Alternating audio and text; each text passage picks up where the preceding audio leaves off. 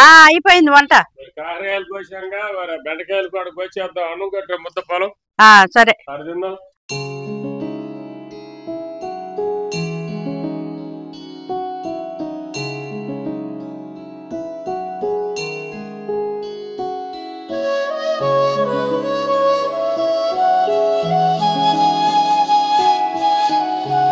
నమస్కారం. ఈరోజు బంగాళదుంప కోడిగుడ్డు పొరుడు చేస్తున్నాను. చాలా రుచికరమైన వంట. నేను ఎలా చేస్తానో చూడండి. కూరలకు కావాల్సిన సరుకులు: అర డజన్ కోడిగుడ్లు, అరకిలో బంగాళదుంపలు, ఒక పెద్ద ఉల్లిపాయ, 3 చిన్న ఉల్లిపాయ రెబ్బలు, కొంచెం అల్లం ముక్క, 7 పచ్చిమిరకాయలు, 100 గ్రాముల మంచి నూనె, ఒక అర చెంచా పసుపు, 1 చెంచా కారం, 1 చెంచా ఉప్పు, 2 చెంచాలు తాలింపు గింజలు, 1 చెంచా ధనియాలు, 3 లవంగాలు, కొంచెం దాచిన చెక్క, 4 రెబ్బల కరివేపాకు. ముందుగా బంగాళదుంపలు కడుక్కోవాలి. ఇట్లా బంగాళదుంపలు తోలు తీసుకొని సన్నగా ముక్కలు కోసుకోవాలి.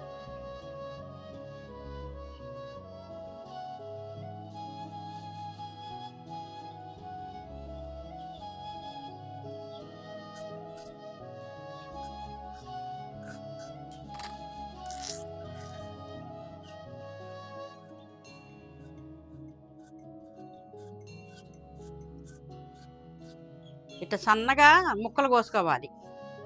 అప్పుడు నూనెలో తొందరగా మగ్గిద్ది అన్నమాట.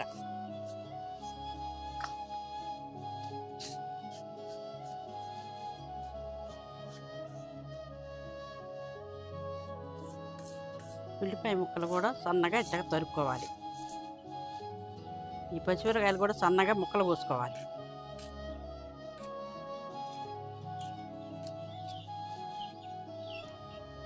ఇప్పుడు అల్లం చిన్న ఉల్లిపాయ నూరుకుందాం.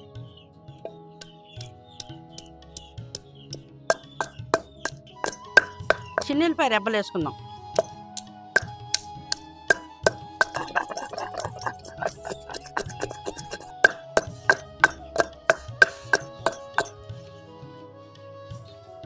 ఇప్పుడు పై మసాలా నూరుకుందాం.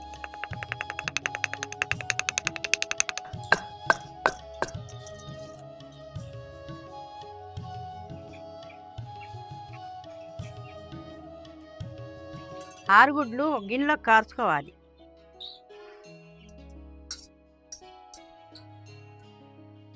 ఇప్పుడు దాక పెట్టుకుందాం. ముందు కాగింది, నూనె పోసుకుందాం. ఇప్పుడు ఒక అర చెంచా పసుపు వేసుకుందాం. తిరుమల దినుసులు వేసుకుందాం.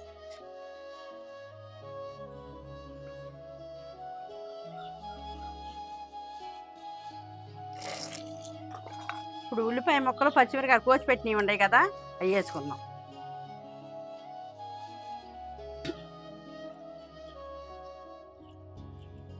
ఇప్పుడు బంగాళదుంపల ముక్కలు కూడా వేసుకుందాం.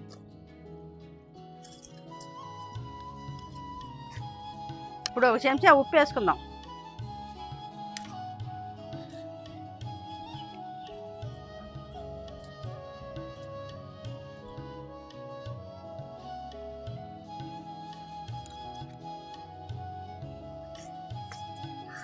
ఇప్పుడు కారం వేసుకుందాం.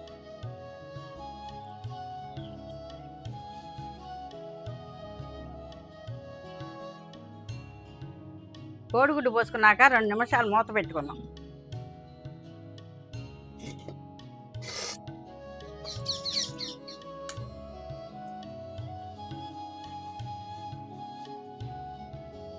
నిమిషాలు వేసుకుందాం.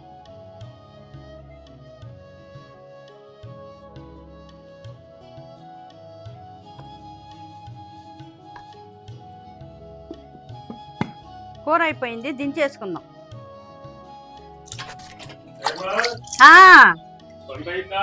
అయిపోయింది వంట. కారకాయలు కోసాంగా బెండకాయలు కూడా కోసేద్దాం. అన్నం కట్టే ముద్ద పొలం. సరే.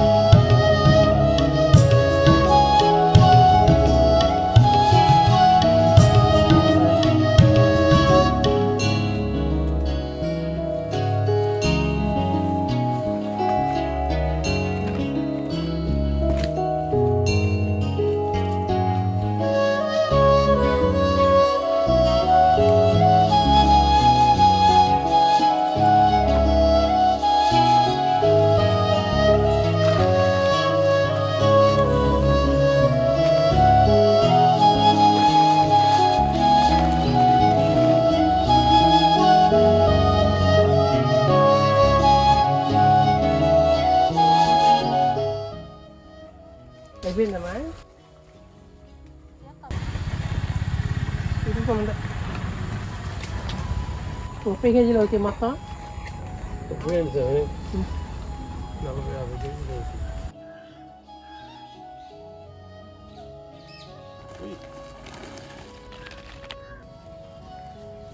అన్నం తిందామా స్వామి? అన్నం తిందాం పైన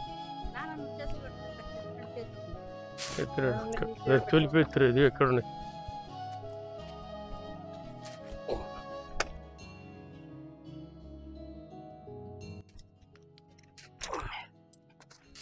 కొంచెం నీళ్ళు.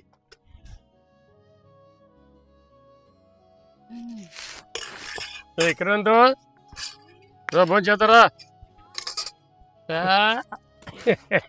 దా వేసుకో స్వామి. గోంగూర పచ్చడి, టమాటా పచ్చడి కూడా ఉంది. అయ్యా దా ఇంకా చాలా కొయ్యాలరా, అప్పుడే కాదు. గోంగూర పచ్చడి కూడా ఆకలి అవుతురా. ఆడి తినండి, తినండి నాన్న. సరే రోడ్డు పచ్చడి అండి.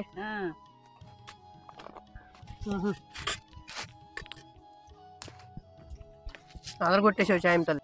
మళ్ళీ వచ్చిందమ్మా. అబ్బా ఏట బోటి కూర కూడా వస్తుంది, ఎంత టేస్ట్గా ఉంది. ఏది చేసిన ఇక్కడంతో ఇదిగో అమృతం ఉంది. రా అయిపోతుంది, రావాలి. నువ్వు అసలు 100 సార్లు వేసినారు తినబోతే. పరమాత్మ ఎర్రది చేసావా? దండం తిన్నాక అబ్బాయి ఆటోకి ఫోన్ చేయి. వస్తాను చెప్పాలి. చెప్పావా? మన దయ్యలో ప్రాణం వచ్చింది. ఆ కాతి పోయి కోసేసి కాకర తోటకి ముందు కొట్టేసి మీరు కోతా ఉండి నేను కొట్టేస్తా. చేయాలని చూసారండి ఎట్లున్నాయమని. ఇక్కడ నుంచి కూరగాయ బాగా అమ్మిద్దండి, కాకపోతే బాగా చాకిరి చేయాలి. తీగపాయలు మరీ కష్టం. కూర రుచిగా ఉంది, కడుపు నిండా తినేస్తే మళ్ళీ ఒళ్ళు వంగ, మళ్ళీ కాయలు వంగాలంటే కొయ్యిపోది కాదు. ఏం కాదు కానీ ఇప్పటికే లేట్ అయిపోయింది బాగా. కడుపు నిండా తింటేనేగా చాకరీ చేసేది. వ్యవసాయం వల్ల సొంత మనుషులు చేసుకుంటేనండి, లేకపోతే గిట్టదు. ఈ రోజున బట్టి అసలు గిట్టదు. మన సొంత మనుషులు చేసుకుంటే దాని దారి వేరే విధంగా ఉంటుంది.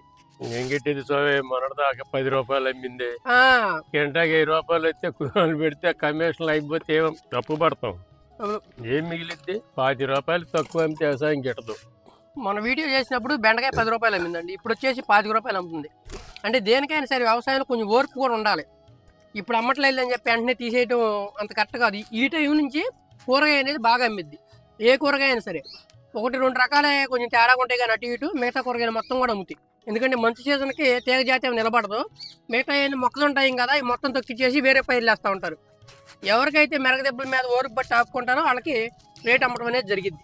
ఇంకేంలే 4 సైడ్లాగా కోసేయండి నన్ను. ఈ లోపు నేను ముందు కొట్టేస్తాను దీనికి.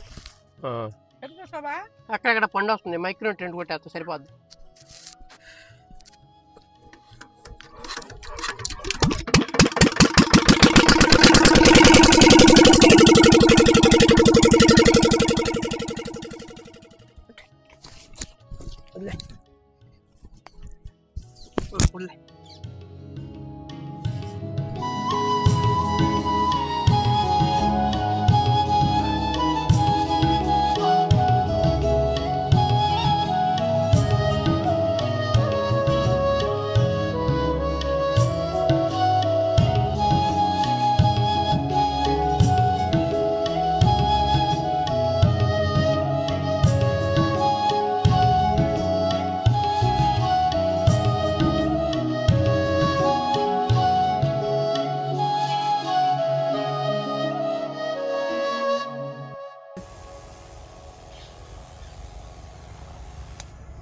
అయిపోయిందా? అయిపోయిందా?